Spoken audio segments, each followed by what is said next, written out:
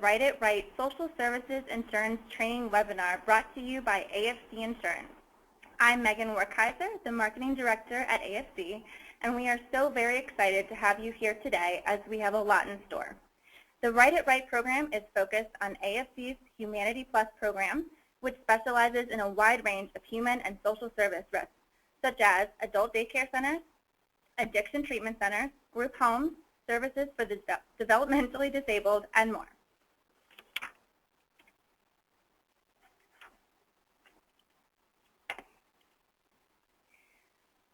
Your speaker and teacher today is Lorianne Purnell, one of our business development leaders, who some of you may already know well. Lorianne has 19 years of insurance experience under her belt, along with 16 years of experience on your side as a broker, specializing in nonprofit organizations. As someone who is extremely involved with her community, Lorianne has served on nearly a dozen nonprofit boards and has a passion for advising, supporting, and working with social services. We hope you enjoy today's Write It Right webinar. Good afternoon, everybody, and thank you for joining us today for the Write It Right program. I'm Lorianne Purnell, as Megan so nicely introduced me as. I do have a passion for the health and human services, and I am excited to work with you. The AFC program, Humanity Plus, is we're a program administrator, and we specialize in both for-profit and not-for-profit health and human services. And the Write It Right program is a tool designed for success in education. It's a resource that we're hoping will help you accomplish your health and human service goals, and it'll help you better evaluate, understand, and market health and human services. The benefits of our program are somewhat endless in that I am willing to work with you individually, and I'm going to work with you on education, advising. We have different benefits as far as lead generation, broker spotlight, co-branding, social media, and we'll do link juice. The information is going to be shared with you not only today, but going forward from the comfort of your own office. We're going to offer webinars like this. We're going to take this webinar and make it into a podcast. We can do conference calls. We can webcam. Excuse me, sorry about that. And we can just have conversations. I already do this with a number of brokers nationwide. We just wanted to open it up to everybody in our wonderful listening area. AFC is offering this as a value-added service to both our brokers, but ultimately our goal is to help the health and human services be better insured, adequately protected, and you can start at any time. My information is going to be at the end of the webinar, and if you listen and fill out our survey, we're also going to offer you some free leads. Okay, so today, I'm just going to let you know that we're only going to be here about 20 minutes. I'm going to make it short today. What we're going to speak about today is knowing your prospect, identifying decision makers, understanding how your health and human service risk fundraises, volunteers, what I like to call the truth is always better. And again, at the end, if you complete our survey, you're going to get some leads. I'm going to stay on this page for a few minutes. It's very important that this first meeting with the health and human service go well, and that you really dig in and understand their risk. So many brokers go out. They take their binders, they copy them. I never believed in doing this. That's assuming the broker before you did their job correctly. Additionally, everyone else is doing it, so it doesn't make you look or appear any different. By sitting down with your prospect, having a conversation with them, listening to what their future plans are, jotting them down, discussing them later. They like to add programs and not tell you. I'm sure you all know what I'm talking about. Listen to their coverage questions, provide explanations. All these things are key. Understanding their business. So what are they doing? What is their outreach? What kind of risk management do they already have in place to help mitigate the risk? Review their website. We do. So we recommend that you go out, look at their website. I used to print it and take it with me.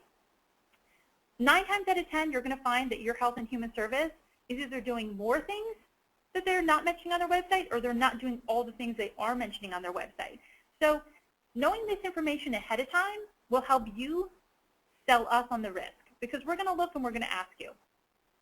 Policies and procedures. Again, what kind of things are they doing now to protect themselves? What kind of advice can you give them about how they can better protect themselves? I'd like to tell the story. I insured a pregnancy center, And when I was leaving, there was this huge step down. And I looked at the executive director and said, the next time I come, I need a sign that says, step down. My fear was there was going to be a woman carrying a baby or a woman, pregnant, who's going to fall and get hurt. And I went back 3 weeks later, and that sign still wasn't there. It was a simple thing, but perhaps it's something that the other broker, the other person who's working with them, isn't doing. So it leads to my next step, tour the business. Look around. Are there railings that are loose? Are there steps that aren't marked?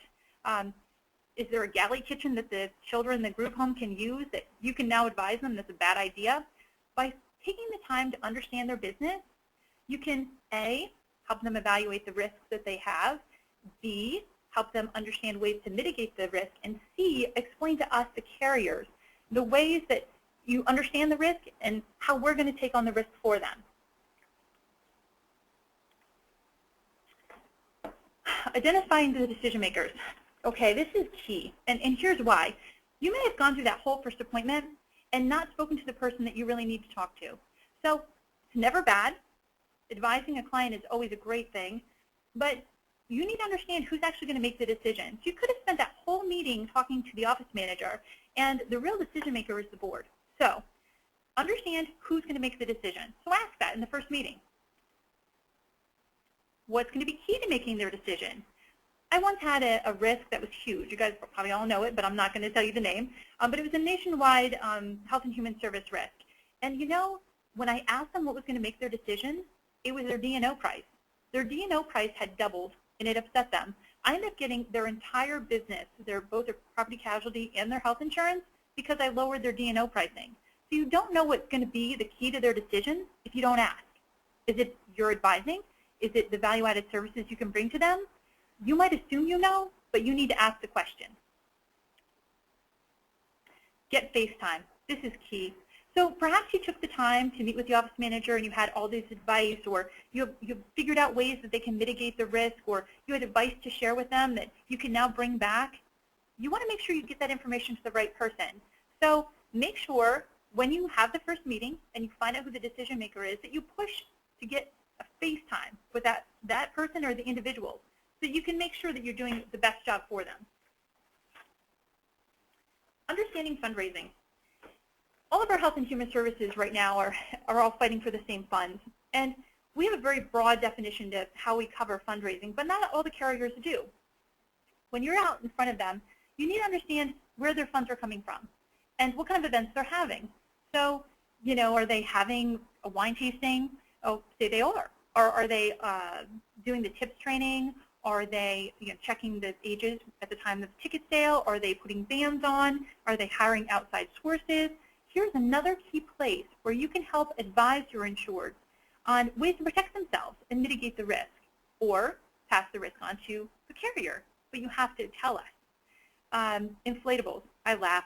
I can't tell you the number of insureds who believe inflatables, those little bouncy things, the houses, that those are covered under their insurance, or that they're extending the coverage, the person who's they're renting the inflatable from, they believe that they're providing the coverage, and they're not. 9 times out of 10, they're not. So here's the way that big chunk of where their money comes from. It's a huge exposure. They don't understand it. And it's a place where you, again, can advise them, and you can help us understand where their risks are. Volunteers. Again, these are key to the Health and Human Services operation. We actually consider volunteers as insureds, but not everybody has that broad definition. So when we look at an application, we are looking to see if the volunteers themselves are considered like employees. Do they recruit them the same way? Do they put them through the same screening process? Do they interview them the same way, check their references? Anything that you can advise them on as far as volunteers is wonderful, because we're going to look at that risk management, and it helps us evaluate what the pricing will be. Do they train them as though they're an employee?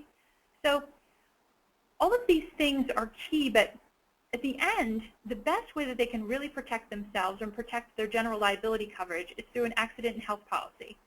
I'll tell you again, large majority of health and human services risks do not have accident and health policies.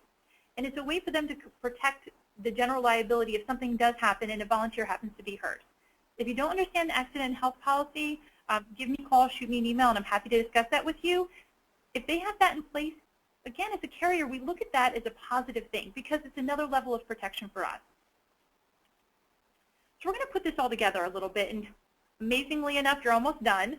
Like I said, I'm going to keep it brief today. It's our first one, but if you tie this all together, if you go out, you meet with your insured or potential insured, and you do the tour, you speak to them about their future plans, you talk to them about the way they now conduct business, their risk management tools they have in place, it's going to do a couple things. Number one, it's going to help you come up with a plan on how they can either alleviate the risk, eliminate the risk, how they can pass the risk on to us, the insurance carrier, or you can help them mitigate the risk by putting in more risk management. It really adds value to you. It helps the Health and Human Service insured be covered correctly. But additionally, what we're asking you to do, I'm going to say 9 times out of 10, but I see thousands of submissions in a year, and very few people sell us. So if you do all of those things and you come to us and you tell us all these positive things and all the great policies and procedures they have in place and ways they're mitigating risk and really know you're insured, you're selling us on the risk, and it's so beneficial to your Health and Human Service. If there's a problem, if there's a claim, if there's, say, a small operation or something they're doing that maybe is concerning, tell us up front. Tell us up front because we're going to find it, and it's going to come so much better if you tell us up front and we understand it from you. So take the time, sell me on the risk, sell us on the risk, and because your competitors aren't doing that, and it's such a benefit to you. So you're done, and it's been a pleasure to have you, so thank you for coming. You should be able to click on the post-webinar survey, and if you can't, don't worry, because we're actually going to be sending you the survey separately too. My information is on the page. Please feel free. We're not going to be taking questions today on the internet, but you can, of course, call me or email me. I am here to help you 100% of the time. Love what I do, love the Health and Human Services, so call me, and if I can help, I will be happy to do so.